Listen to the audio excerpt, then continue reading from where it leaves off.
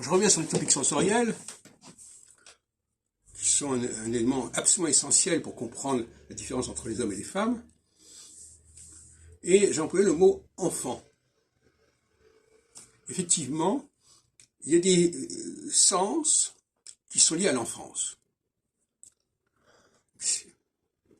Alors, l'enfance, l'enfant de quelques mois, on va pas tellement faire attention à sa parole, évidemment, mais on va faire attention à ses sécrétions.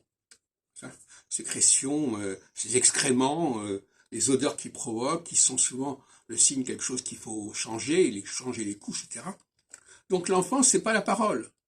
Et c'est pour ça que la parole ne fait pas partie des topiques sensoriels de la femme, alors qu'elle fait partie des topiques sensoriels de l'homme au niveau du surmoi. Le surmoi de la parole, c'est faire attention à ce qu'on dit. Le surmoi de l'odorat, c'est faire attention à l'odeur qui est dégagée. Ce ne sont pas les mêmes sécrétions. La parole est une sécrétion, le caca est aussi une sécrétion. Donc il y en a pour tout le monde, il y en a pour chacun. Donc il y a des périodes d'infantilisation, par exemple. L'autre jour, je vous parlais d'infantilisation. Le fait de rire aux éclats en permanence, le rigoler, etc., c'est de l'infantilisation. Ça correspond à un temps où l'enfant ne parle pas vraiment, mais il fait des bruits, voilà, il fait des bruits, bon.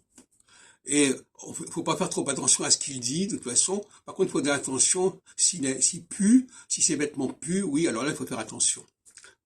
Donc, c'est pas le même monde. Il y a deux mondes qui cohabitent, le monde de l'enfance, qui est le monde féminin, et le monde de l'adulte, qui est le monde masculin, si vous voulez.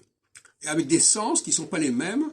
L'odorat, le surmoi de l'odorat et du toucher, c'est ce qui va veiller à la santé de l'enfant. Et le surmoi de la parole, c'est ce qui va concerner la santé de la société, la santé mentale, la santé intellectuelle d'un monde, d'une langue, etc.